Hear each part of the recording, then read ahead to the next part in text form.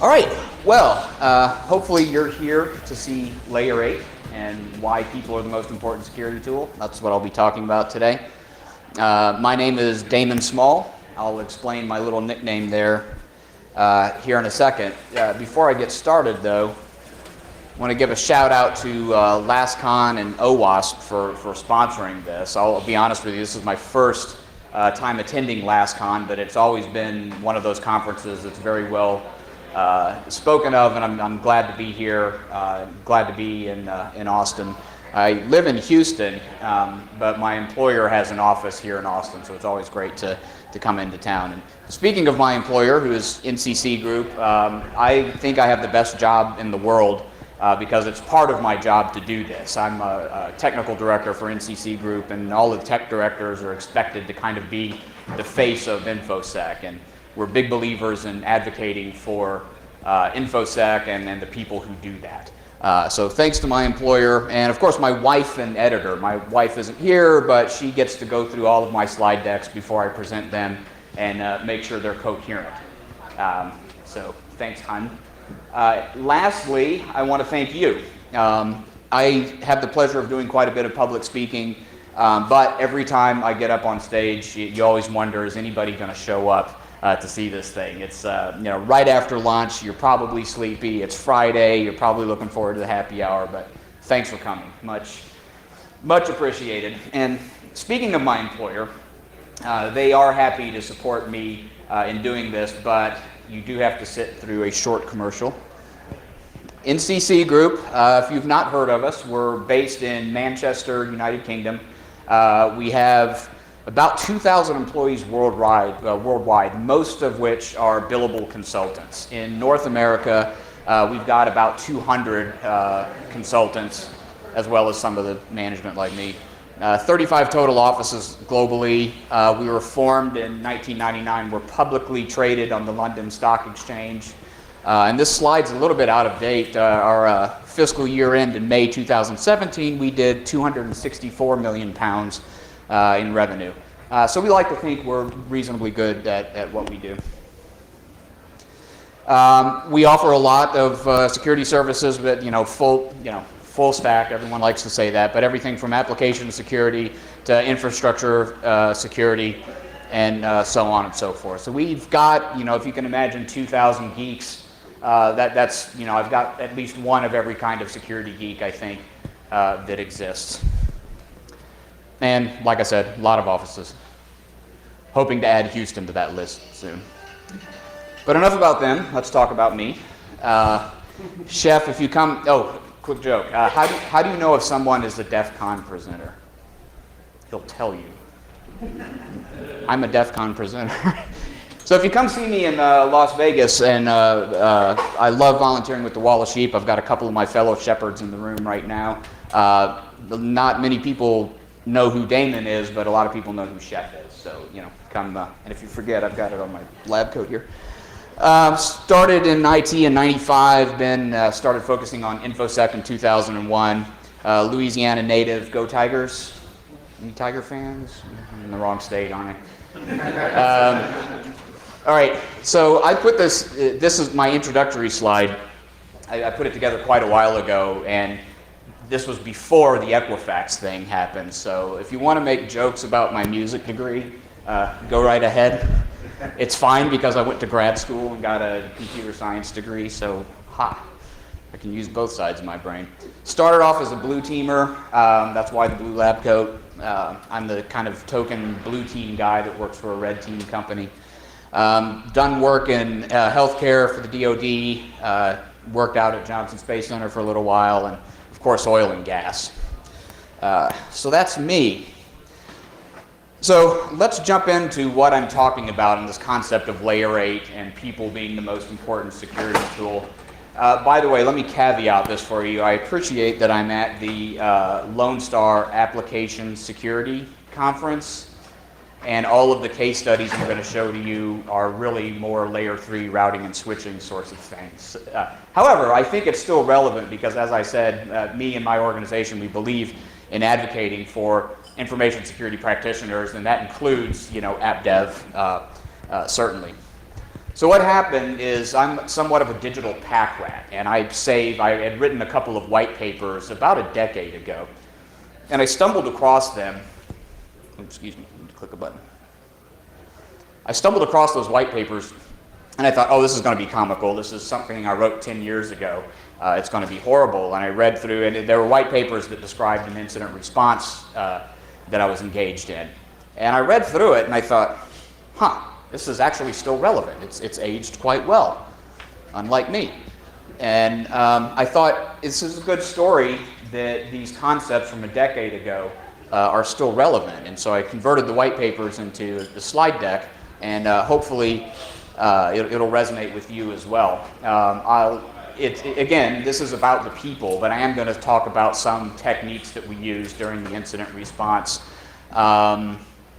And they are simple, and they are old, but they remain useful. And I love telling stories. I love the sound of my own voice. Ask anybody I work with, they'll tell you that.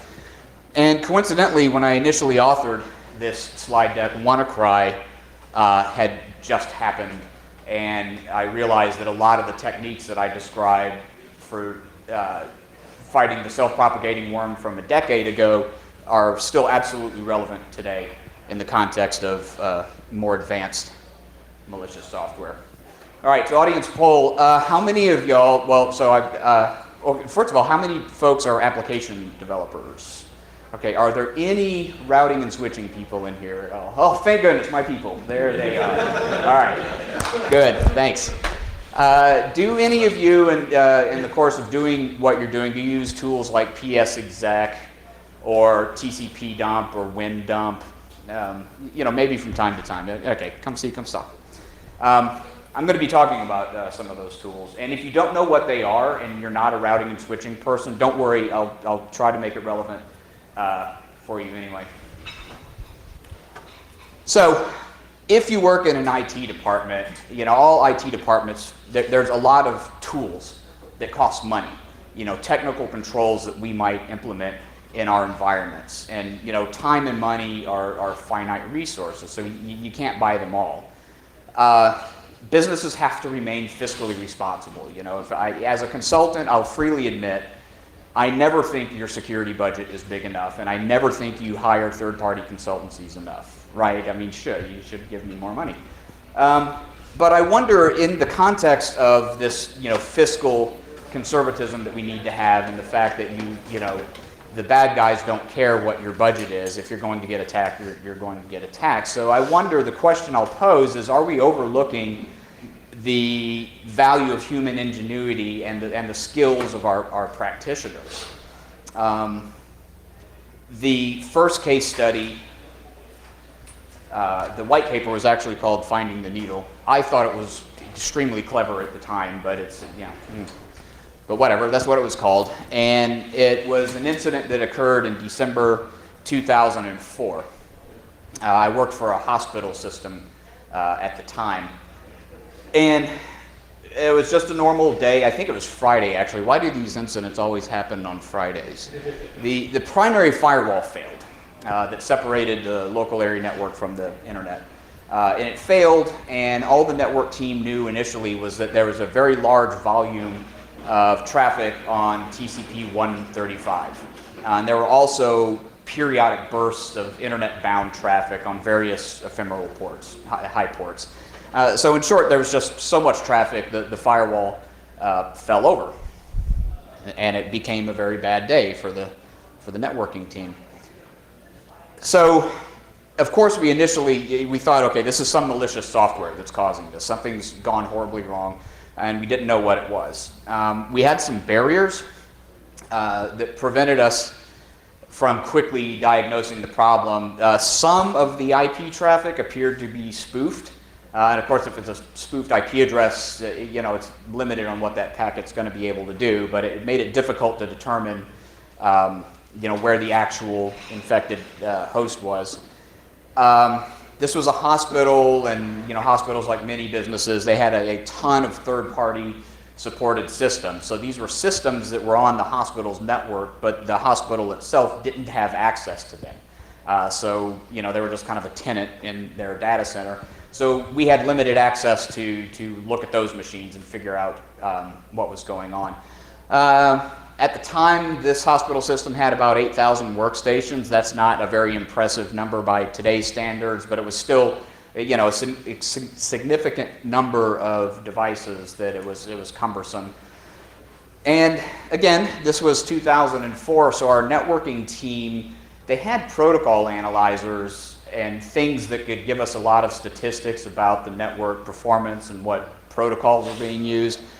But shockingly, they didn't really have any way to analyze traffic in real time. Now, I can't imagine a network team now that wouldn't have that ability, but again, it was 2004, number one, and number two, as much as I enjoy the healthcare industry, they just weren't very sophisticated. We weren't very sophisticated at the time in our network management capabilities. And I, you know, as one of the security guys, I went to them and said, look, I can sniff traffic for you all you want. You know, just give me access to a span port and I'll plug in and do the thing.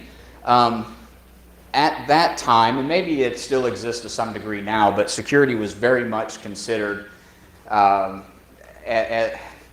the network folks didn't like to give anybody access to their infrastructure, and they say, oh, you're not a network engineer, we can't give you a span port, it's going to break all the things. And I'm like, all right, man, peace, I'll be in my office if you would like some help. And sure enough, about an hour later, came cap in hand and said, yeah, you know, so this sniffing thing you were talking about, we've got a span port for you, can you help us out? I'm like, yeah, sure. So anyway, the message is that, you know, due to the limitations that as an organization we were dealing with, they couldn't troubleshoot any more than just saying, yeah, the firewall's down, there's lots of traffic on 135. We don't know what it is. So they begrudgingly engaged us, and then we started. So fundamentally, and here's where I'm going to start talking more about the people. More coffee for you. There was 4 things we needed to know. From where the traffic came to where it was going, what was causing it, and how to get rid of it. Right? Pretty basic things. But we couldn't answer those questions. So let's keep this in mind, and I'm going to step through how each of these 4 questions became answered. So we started off with exploring what kind of detective methods we had. I mentioned already that the network team had protocol analyzers, but they didn't have any real way to analyze traffic in real time. We had commercial antivirus, but we unfortunately discovered that on those 8,000 workstations and however many servers we had, it wasn't necessarily fully functional on every device that it was installed on, right? I mean, it's managing AV in an enterprise is hard. We had an IPS, and that was giving us some telemetry that was useful, and WinDump, which is the Windows port of TCP dump. If you're not familiar with the tool, it allows you to, it'll display all the network traffic that's going through your network interface so you can look at it in real time as it's flying across the wire. So this simple command right here allowed us to see, and by the way, I was positioned on the network at a significant egress point, so I could basically see maybe not everything, but most of the traffic that was leaving the organization I was able to see. So this showed me everything that was going to port 135. Remember, we did know that that was the port that the malicious traffic was on. So by simply issuing this command, I all of a sudden had more visibility into the network than the network engineers themselves had. Yeah, so that was the kind of the first step in trying to figure out where the traffic was coming from. So in doing that, and I'll show you what some of that traffic looked like in a minute, that showed us where the traffic was coming from. So not only did it say, hey, here's traffic from port 135, it would say, here's the source IP address, here's the destination, and some other things as well. So we started compiling a list just of who these infected hosts were based on their IP address. That allowed us, and by the way, I admit, you say, man, a lot of these processes are very, very manual, and yeah, but that was what we had to do at the time. There are certainly more efficient ways to do some of this stuff, and I'm certainly not suggesting that this is the best way, but rather it is a way. And so anyway, we gave the list of the infected hosts so that the desktop team could start looking at them and figuring out, okay, why isn't antivirus working, and then running manual scans and starting to clean up in that way. Based on those antivirus scans, we found at least a couple of different self-propagating worms. If you were working in the industry at the time, you might remember there's a couple of really bad vulnerabilities in RPC DCOM and the LSAS process that runs on Windows boxes. The interesting thing about self-propagating worms, as many of you or all of you may know, is that they don't require human interaction, right? That's why they're called worms and not viruses. So you don't even have to be logged into a computer. If it's vulnerable and the worm finds it, it'll pop the box and start trying to spread around the rest of your network. It looked a lot early on in the investigation like Blaster and Sasser. Those are two worms that took advantage of those two vulnerabilities. And of course, patches existed for these things. But it was 2004, and I think the organization's policy at the time was to deploy patches every quarter, whether the systems needed it or not. So, yeah, they weren't patched.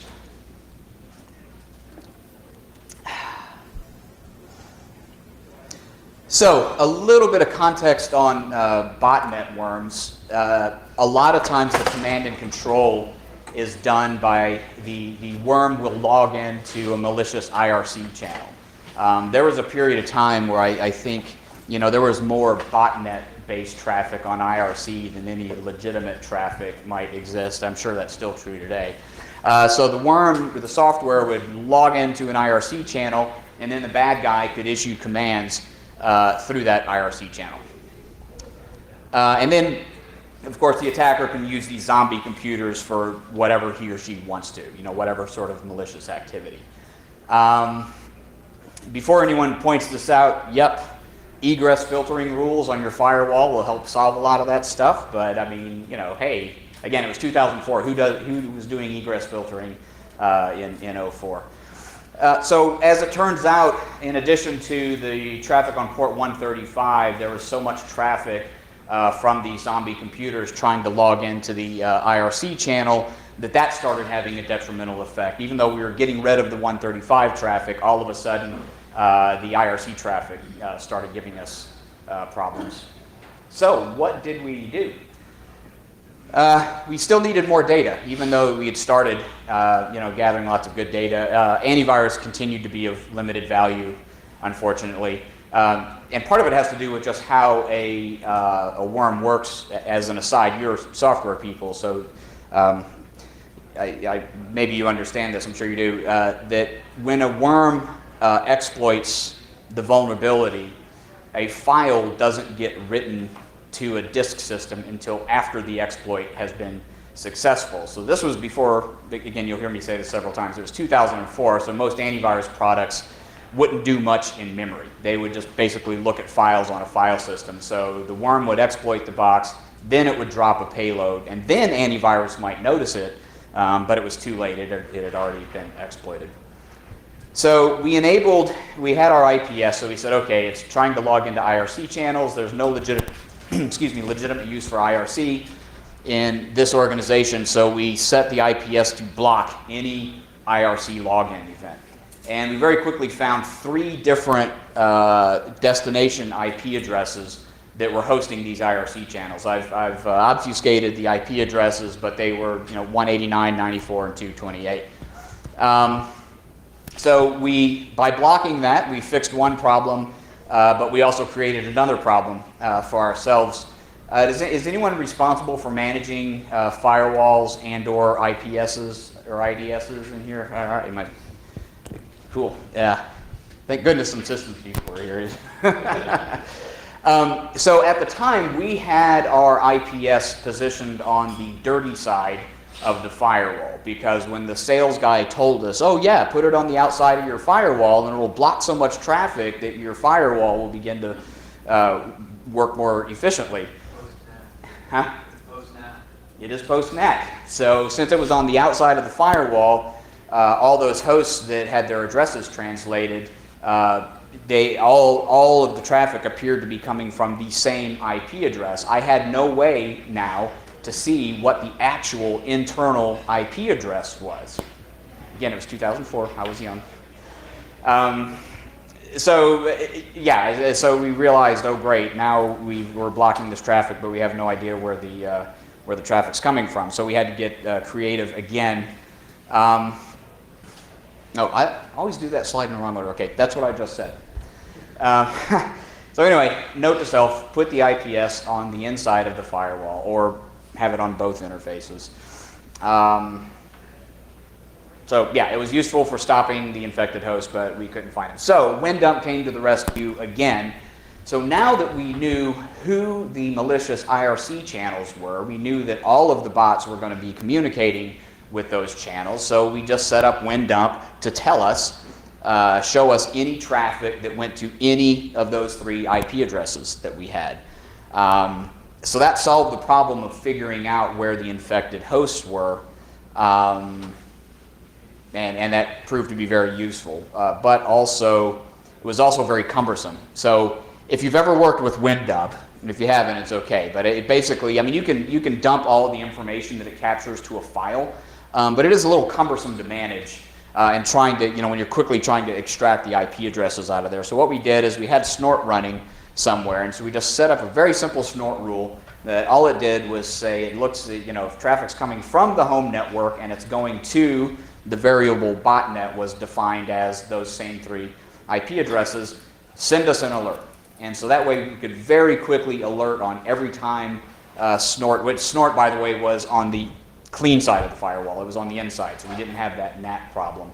It was easier to stand up a snort server than it was to try and reconfigure our perimeter. So not only did snort quickly give us an easily human-readable list of the infected hosts on the inside, but we were able to capture some of the traffic. And this is just, kind of like looking at a dead body. This is some of the traffic of the worm actually logging in to the malicious IRC channel. I won't go through what is happening in each of these lines. I just thought it was interesting that while the incident was happening, we were able to snag some of that traffic. Yeah, and this one was interesting because you can see in the last line, it says that there's 4,254 devices logged into it. So certainly modern botnets are much, much larger, but at the time we thought, wow, that's crazy. There's 4,000 devices, many of which were probably ours that were logged in to that channel. And you can see here on the private message that was sent to the bots, it looks like the bad guy started a scan of the 10.32 network on port 445. So that just shows the point. It's visually demonstrating that once they exploit a box, the bad guy will use it to try and find other boxes. And again, I just thought it was cool that we were able to capture that. And sure enough, we also saw that as the scan revealed additional vulnerable hosts, they got exploited. So that was helpful because we can say, well, we should probably go look at those hosts and clean them up. And then you can see in the last line here, I don't know for sure, but it looks like the bad guy has launched a distributed denial of service against that .158 address. And so now, your own organization's network resources are being consumed to attack somebody else. So that sets up a whole other part of the incident response where you're like, oh no, we're going to be held accountable for hacking somebody else's stuff. So yeah, again, just an interesting thing to see, I think. So we had figured out through these steps that we followed what the malicious software was. We knew where the infected hosts were, and we understood how command and control was happening. So now it was time to start on the cleanup process. So again, antivirus was ineffective. I'll resist the urge to say that even when properly configured, antivirus is ineffective, but there's no antivirus vendors in here, are there? So that wasn't really helpful. Again, we had these third-party supported devices that we didn't have access to, and we had some biomedical devices, and that's kind of a whole other problem. Anybody do work in healthcare, perchance? All right, I'll save the FDA 510K story for later then. So yeah, we still had some problems that we had to sort out. So while we were running Snort and gathering the alerts about who was infected, the logs provided us some additional useful information. So at this point, we knew to where the infected hosts were phoning home, and we knew which hosts were infected because, look, there's the IP address right there. But more importantly, we knew which port the software was using. That last thing here, this is port 1303, that's what the software was using to communicate to the remote IRC channel. So once we had that sorted out, we could use fport, which is a tool that you can run that will tell you which processes are running on a remote host, and more importantly, which port it's using. So you can see this is what the output of fport looks like, and sure enough, there's our buddy 1303 being used by a process called W32USB2.exe. Not to be confused with the actual Windows service, which would be W32USB.exe. So, you know, they try and give them deceptive looking file names so you might gloss over it. But because we had empirical data, we knew exactly which TCP port it was. We knew that was the offending service. So now that we had sorted out that problem, we had to get rid of it. Now, malicious software back in those days, not to be that guy, back in my day, I do have a gray beard though, and I'm not afraid to use it. Malicious software was a little easier to deal with in that you just simply had, many times you had to just stop the process and then delete it, and you were largely done. So there, yet another tool that we had in our toolbox called pskill, and you would issue that command, point it to the remote host, and tell it which specific process you wanted to kill. Again, in this case, it's W32USB2. So you run that, and in less than a second, the process is stopped. You delete the file, and off you go.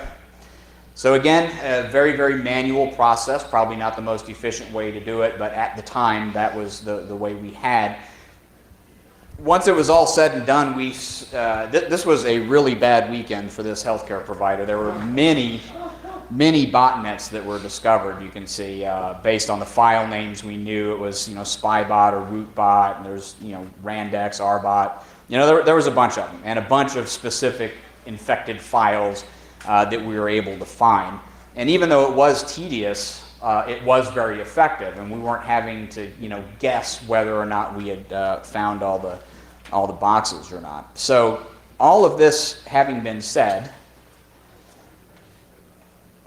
oh right, I love this story. Knowing which screw to turn. There's a story. I really want to believe it's true. I don't know if it is or not, but as the story goes, there was a machinist who was called to work on a generator.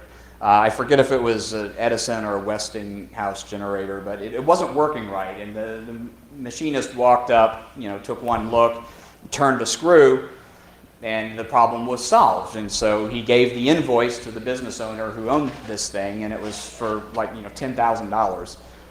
The guy said, "You turned a screw. How in the world is this $10,000? You better send me an itemized invoice." And as a consultant, I'm used to hearing that. I get my, you know, invoices questioned all the time. And so the machinist sent back an itemized invoice, and it was, you know, turning the screw $1, knowing which screw to turn $999. So I kind of thought of that. Again, I freely admit none of these techniques were complicated. None of these tools are hard to use. But in that very specific order and gathering the information we gathered, it was very effective. I think the lesson that I learned at that time is understanding the nature of a problem in the context in which it existed, based on the collective decades of experience me and my team had at the time, is what resulted in us being successful, even though we were very limited in our technical capabilities that we had within that organization. And as I said earlier, these techniques are still relevant. If you had, for self-propagating software, many of these techniques would absolutely be very effective. So the next case study, and it was the same organization, sadly. I hope that doesn't speak to my ability to secure that organization when I was working there. There was a web dev buffer overflow that existed, and a buddy of mine from the web services team called me. It was on a weekend. I remember distinctly it was a Saturday. I was at home. And he said, "Hey, Damon, do you want to see a dead body?" Well, web devs are kind of a strange bunch. And I told Greg, I was like, "I hope that you're speaking euphemistically, right? I don't know what you're talking about." He's like, No, we got a server in the DMZ that got popped, and I'm trying to do post-mortem on it and figure out what in the world happened. So the three key things I'll talk about, there was a rogue FTP site that had been installed on this box. The reason the web dev figured out that something had gone horribly wrong, because he started getting alerts that his disks were completely full. Spoiler here, I'll show you how the hacker was kind enough to patch our server for us. If you're going to hack things, at least provide a little value, I guess. So anyway, my buddy Greg logged into the server, and I know that's very difficult to see, but I mean, it clearly shows that looking at the C drive in System 32, it was filled up with all kinds of things that had nothing to do with System 32. So the immediate question is, how the hell did all that get there? And what is it? So the first thing we did, Nmap came to the rescue in this case. And if you're not familiar with Nmap, it's colloquially stands for network mapper. And you can use it to examine a device on your network and figure out which network services are on it. So everything looked pretty normal to us, except there were three services that we weren't sure what they were: 1978, 2003, and 3460. So we quickly narrowed it down to those three things that probably have something to do with what's going on. So Fport came to the rescue again. We ran Fport against that box. It told us that port 2003 was being used by a service called WinMGNT. And that's not to be confused with the legitimate process that's called WinMGMT. Luckily, I think Greg figured that one out, but yeah, that process clearly didn't belong there. So great, how do you figure out what's on the other end of it? We just simply telnetted to port 2003, and this is what we saw.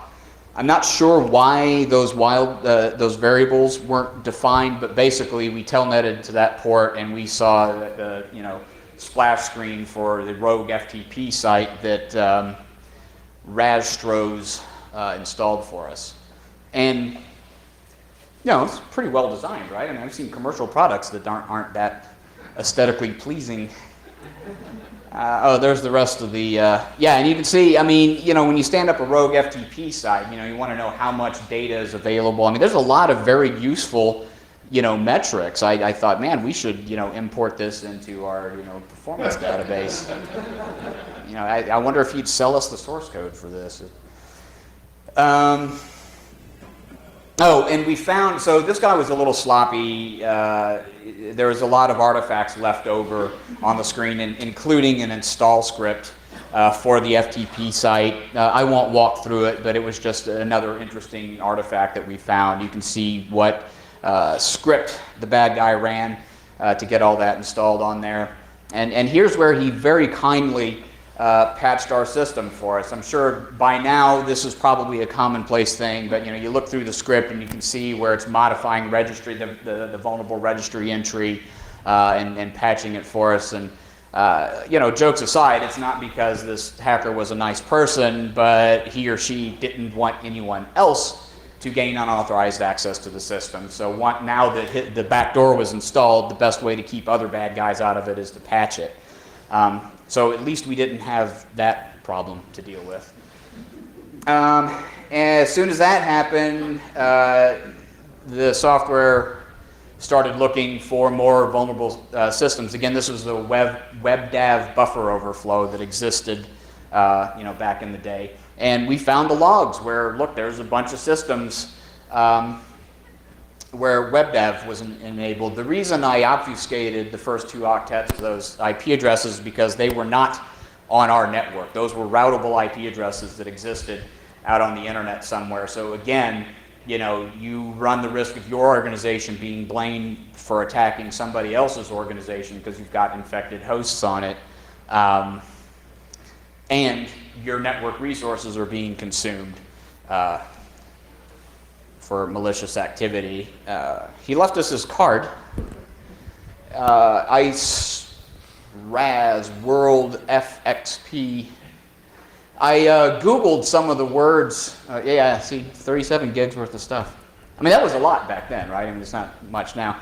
And when I Googled some of those words, I got a lot of domains on the .de TLD, and I quickly started closing windows. I'm like, I'm not going to that site.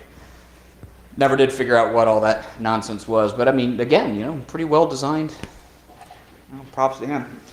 So through these 2 narratives, I hope that I've shown, it's extensively to say, isn't this neat? Me and my team figured this out. But as I was mulling over this, I realized that, again, to go back to my opening comments, that people really are the most important security tool, because no organization is ever always going to have everything they need to do whatever it is they do. And at some point, you're going to find yourself in a situation where you've got to think creatively and overcome those obstacles.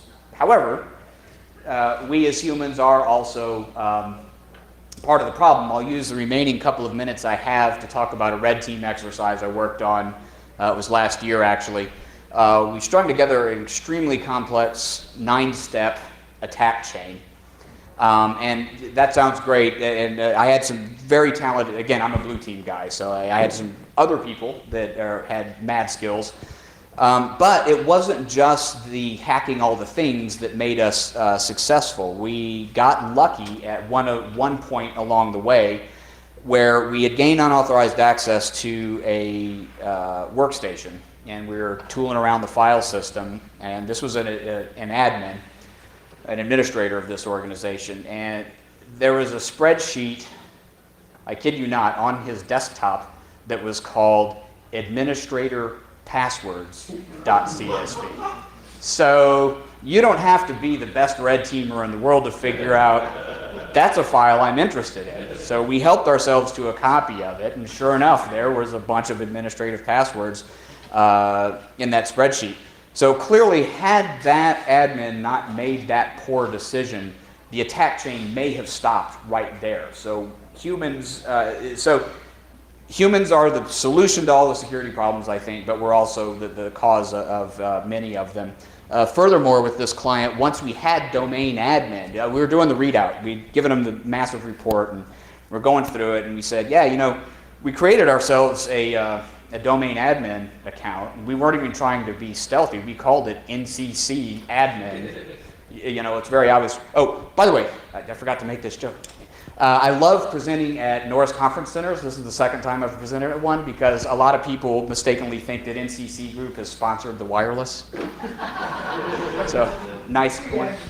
Yeah, exactly. So you're welcome. Anyway, once we had domain admin, they didn't detect us, and we asked them about that. We said, one of the recommendations was you should monitor the domain admins group, and if it ever changes, that needs to be an alert. And it's like, yeah, we do that. I'm like, huh. Well, we were in domain admins for like 3 days, and nobody said anything. Yeah, the monitoring system was down, and no one noticed. And I'm like, okay, again, you need to monitor your monitoring system. So, well, I mean, you really do, right? I mean, somebody should have noticed. You don't have to read this. I just thought it was a really cool diagram of that attack chain. And again, that looks impressive, right? All these steps. I mean, holy smokes, NCC guys are great, right?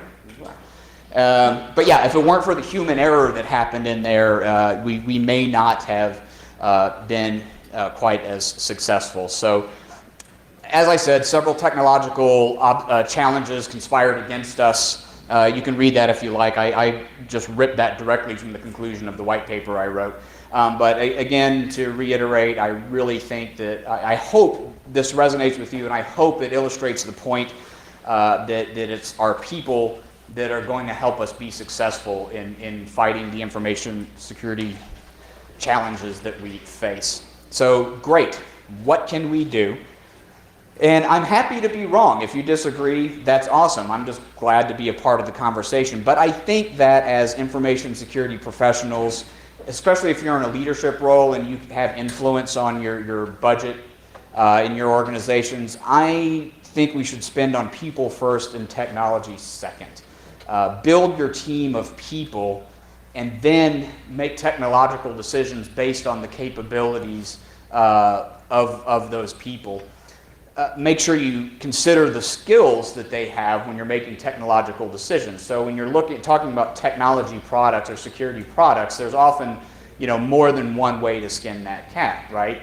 And so it's not about, sometimes there's a clear leader in a given product line, but sometimes there's several products to choose from. So make sure you have your people able to support whichever technologies you decide on. If you have gaps, spend on training first and hiring second. I think if you're not taking full advantage of the people you already have, adding headcount might not fix it. Maybe it will. And as I described through the first incident response, it was very important that the network team be willing to work with the security team.